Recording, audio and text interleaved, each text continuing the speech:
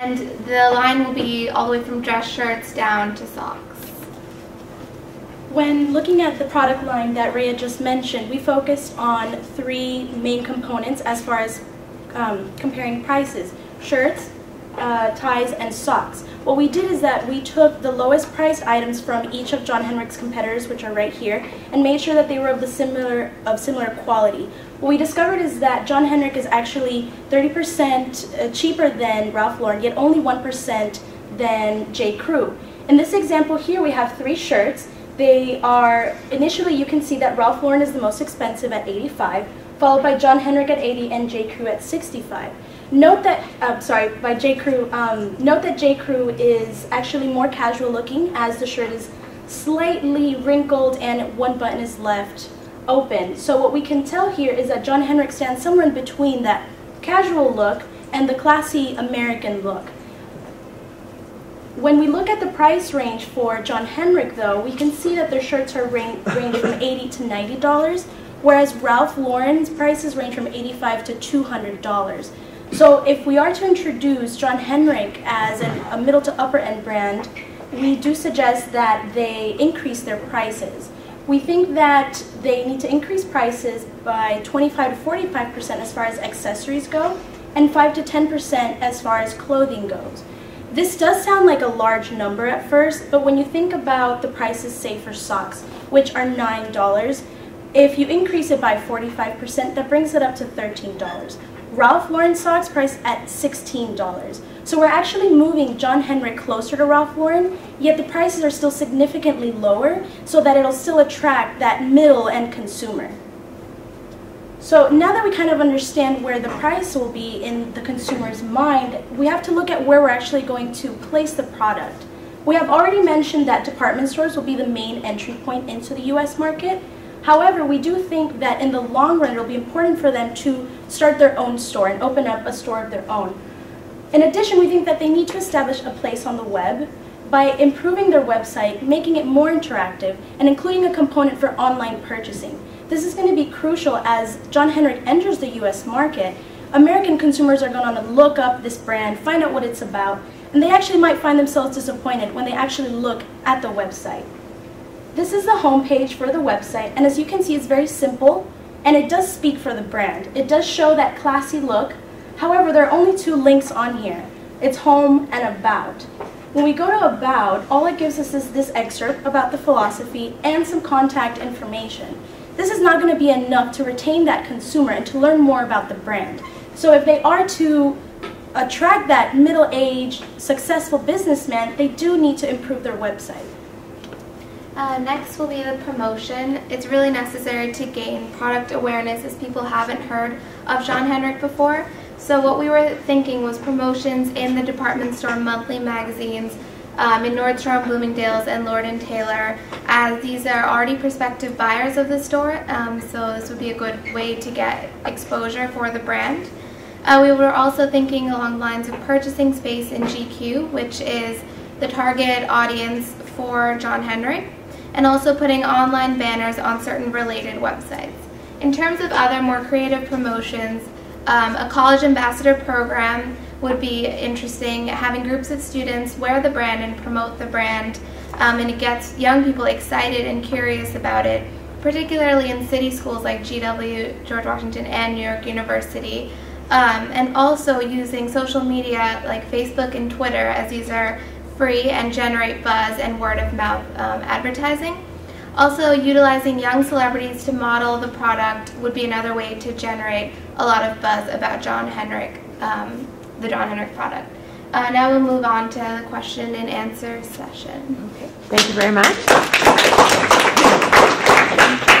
So, shoot.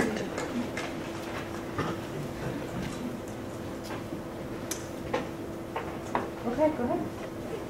Yes. You had $680,000 in sales last year. How are you going to finance all those expensive marketing plans, like being in the catalog and all the other stuff, with only that much in sales and definitely less in profit? Well, we mentioned the other promotions, so that would be where we would start, utilizing the more low-cost, free methods of social media, Facebook, Twitter, college, ambassador programs. And then once that actually starts to kick in and sales increase, we would move on to trying to use the department store monthly magazines once the advertising campaigns, the low-cost ones, start to generate sales. Also, to address that, when we work with Nordstrom, we're not just entering into a place that has lots of different markets. In creating really good rapport with a department store, you can increase their potential to support your product. For instance, depending on how much inventory they want you to bring in and supply, they have to sell that. And right now, specifically in the market, if you look at the trends and Nordstrom specifically, they are trying to have exactly the amount of inventory that they are selling.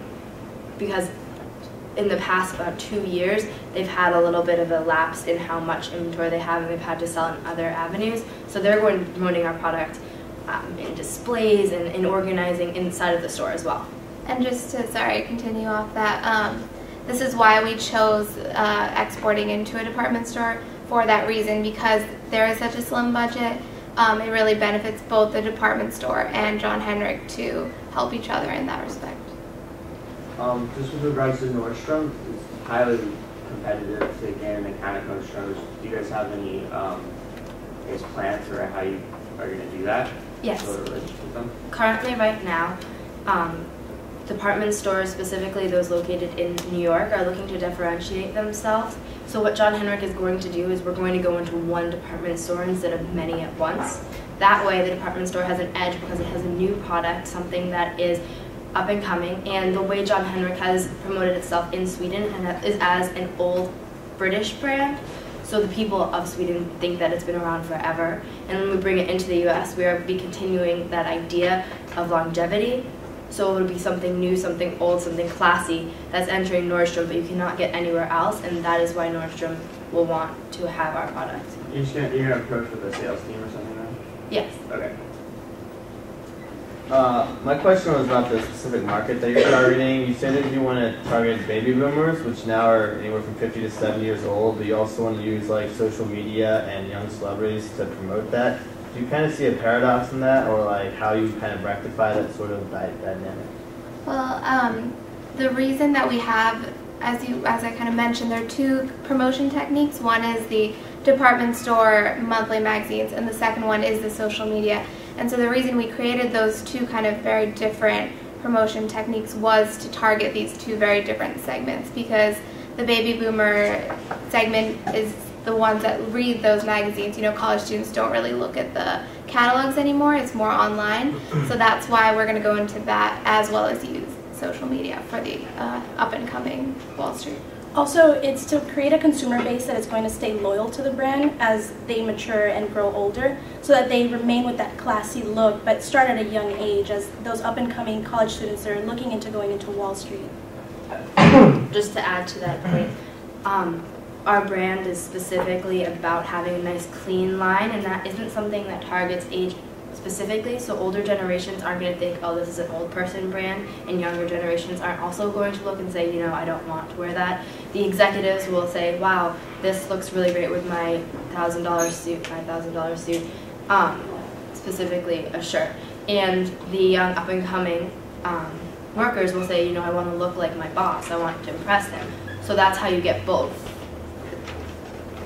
Have you thought about any type of timetable for how long the kind of adaptation will get past kind of that zero-sum game? Since, like you said, that Europe tends to spend a lot more money on their clothes, specifically Swedish men, compared to American consumers, but you have a larger pool of customers. So it kind of is more of a wash, a zero-sum game for some time until you're able to get that recognition and expand further. What kind of timetable do you expect for that to take place, where you actually start recognizing real revenues? Well, recently Business Week came up with an article saying that men are spending more money and that their consumer behavior is mirroring that of women. So we do see a trend that will continue going towards more spending, and specifically spending more on that very classy, on the suits, the business wear that people are going for, neat and very well-presented look.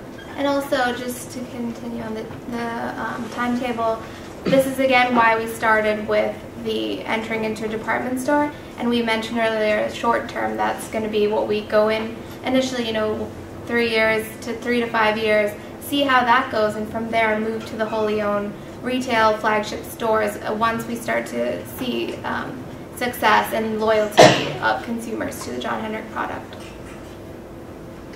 Okay, thank you very much.